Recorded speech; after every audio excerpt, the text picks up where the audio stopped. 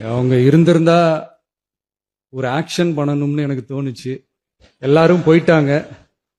இல்ல பர்மிஷன் பண்ணலாமா? இப்பவும் பண்ணலாம், ஒன்றும் தப்பு இல்ல.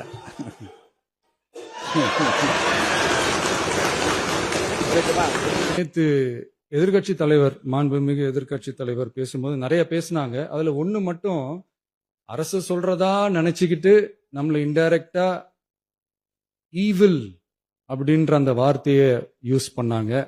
எனக்கு ஒன்னே ஒண்ணுதான் சொல்லணும்னு தோணுது. ஈவில்ஸ்னு டெவில்ஸ் பேசக்கூடாது.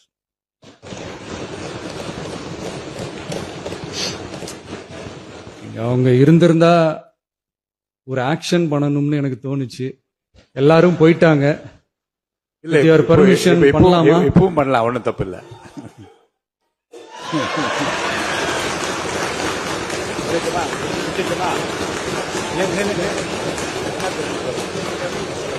யார் சொல்லுங்க எழுந்து சொல்ல உட்காந்து சொல்லிட்டுமா.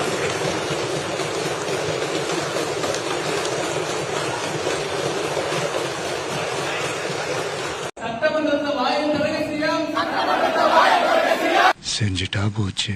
பார்ட்டி ஃபண்ட் கட்சி நிதி அப்படின்ற பேர்ல அடிச்ச கொள்ளையெல்லாம் ஒண்ணு ஒன்னா இப்போ கவர்மெண்டோட கஜானாவுக்குள்ள கொண்டு சேர்த்துக்கிட்டே இருக்கிறோம்.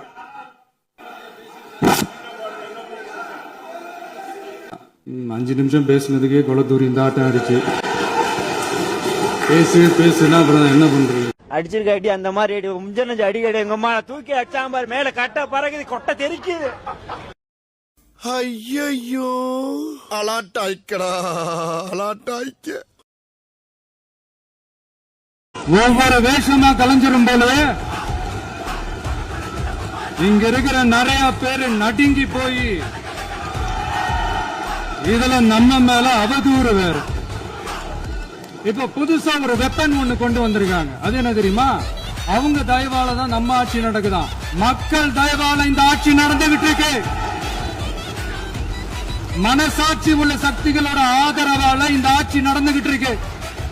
நாங்க தான் அனுப்பி வச்சோம் அப்படின்றாங்களே. அனுப்பி வச்சவங்களுக்கு மினிஸ்ட்ரியில இடம் கொடுத்தா ஏன் கதறீங்க? ஏன் இவ்வளவு கோவம்? ஏன் இவ்வளவு கதறல்? இதுல இன்னொரு முக்கியமான விஷயம், மார்க்சிஸ்ட் கம்யூனிஸ்ட் கட்சி நமக்கு ஆதரவு கொடுத்தது சுயேட்சையா எடுத்த முடிவுன்னு சொல்றாங்க. அதே மாதிரி இந்திய கம்யூனிஸ்ட் கட்சி நமக்கு ஆதரவு கொடுத்தது சுயேட்சையா எடுத்த முடிவுன்னு சொல்றாங்க. இதுல எங்க இருந்து நாங்க தான் அனுப்பி வச்சோம்னா புரியலையே. மக்களுக்கு நல்லா புரியும். எல்லாத்தையும் தெளிவா பார்த்துக்கிட்டு இருக்கிறாங்க.